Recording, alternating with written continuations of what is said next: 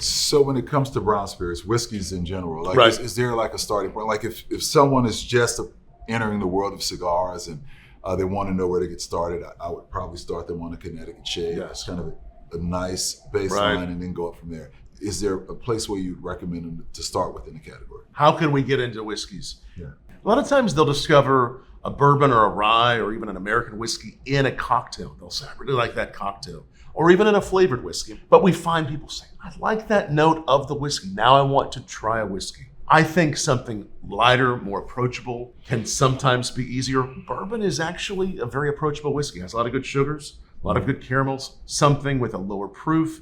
I think if you really want to get into bourbons, ryes, other whiskeys, doing a flight, if you're at a restaurant or a bar and they have a flight, that's the way to do it. Try several side by side. Yeah. Have that water, have that ice ready in case you want to add it. Have 2 glasses, go back and forth. Nose one, nose the other. Taste them and see what you get on the nose, on the palate, and see what's really speaking to you. So that's one way to go about really getting into whiskeys, and asking friends, asking people around you.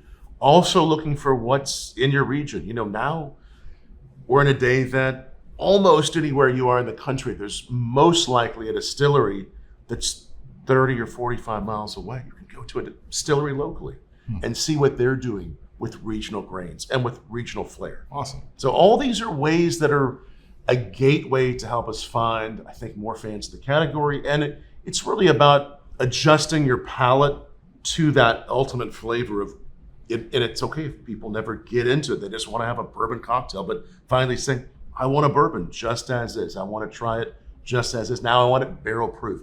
It's all this progression of really priming the palate to something that is an acquired flavor.